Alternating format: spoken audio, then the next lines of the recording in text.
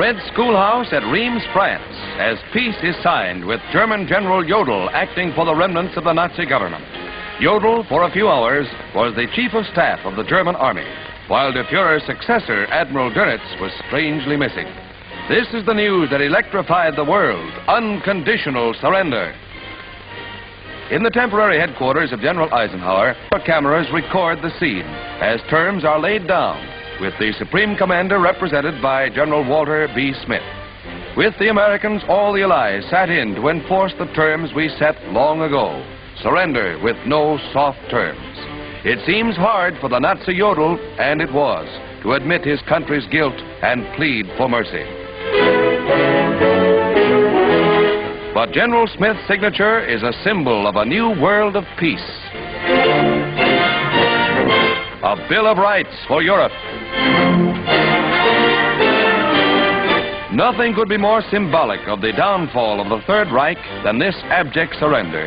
Let us not forget Germany, but meanwhile let us fight to quick victory over Japan.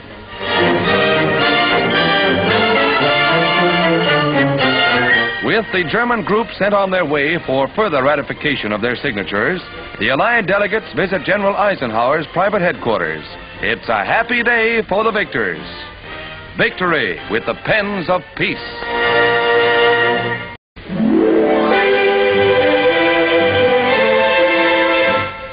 En route to prison camps throughout the United States, 3,000 German prisoners of war arrive in New York. Dirty and bedraggled, they nevertheless present a different appearance from the undernourished, mistreated Americans who suffer the tortures of hell in Nazi prison camps. And if you think Prussian arrogance has been conquered, take a good look at this officer being searched. These are the last German captives that will be brought to this country. They range in age from 13 to 60.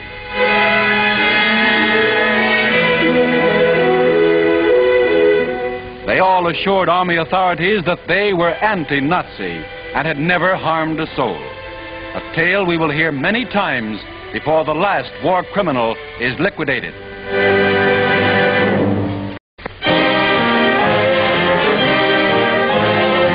Mussolini is dead, and a howling mob in Milan, where fascism was born, provides the sordid finale as it attempts to vent its rage on the body of Sawdust Caesar and his followers, executed a short time before by Italian partisans after a summary trial.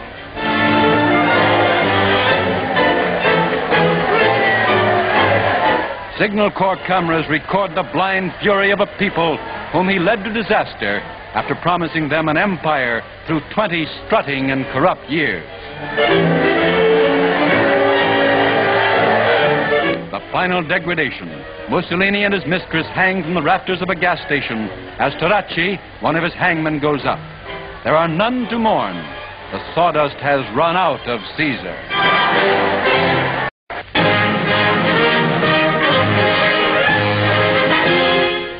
Spirit of the mighty 7th War Loan, Iwo Jima and its historic Mount Suribachi flag look down on a Times Square crowd assembled for the opening of the bond drive.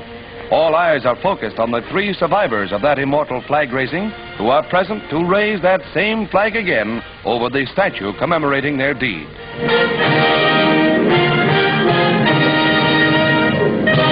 They raise that flag on Iwo with their blood. Repay them with your bond purchases.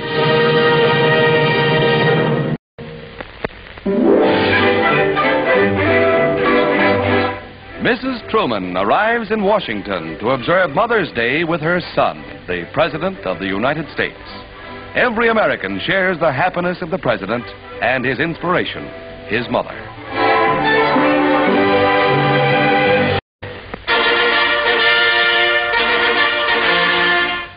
Five happy warriors debark at Fort McPherson, Georgia, and check their points under the new Army discharge system. 85 are required for eligibility, and boy, have they got them. Sergeant Stroud of Clayton, Georgia, is first, along with 132 others. And after more than 5 years of service, he's more than glad to give back his GI duds to Uncle Sam.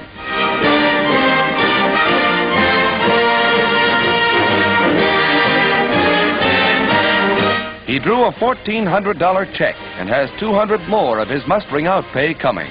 Good luck, soldier. You've earned your country's gratitude.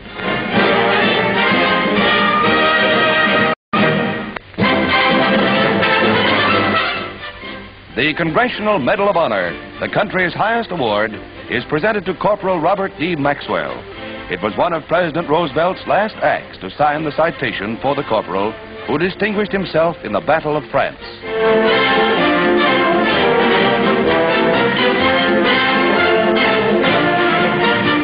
And the first medal to be awarded by President Truman is given to the parents of Private Elmer E. Fryer, who was killed in action. This ceremony at Denver honors two of Colorado's outstanding heroes. To the parents of Private Fryer, nothing can replace their son, but he lives forever in his country's heart.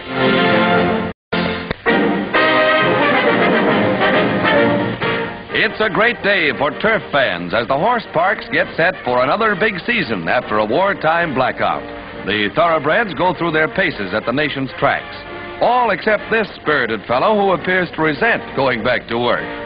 But the fans are eager for all the thrills of a photo finish, and 30,000 turn out at Narragansett, Rhode Island to watch the first opening and get down a bet after the long dry spell.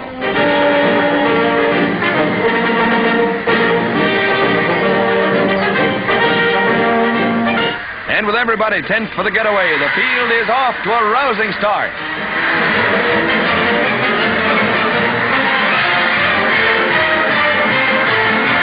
Night Editor won the first, and now Daily Double addicts hold everything as the entries for the second race hit their stride on the back stretch.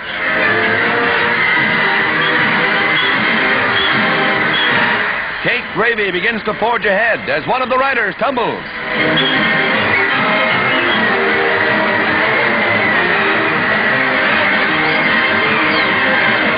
The pace gets hotter coming into the finish, just the kind of a finish the crowd has been looking forward to. The riderless horse is running third as the record turnout watches Cake Gravy hit the tape a winner. The noble sport of kings is back in its stride once more.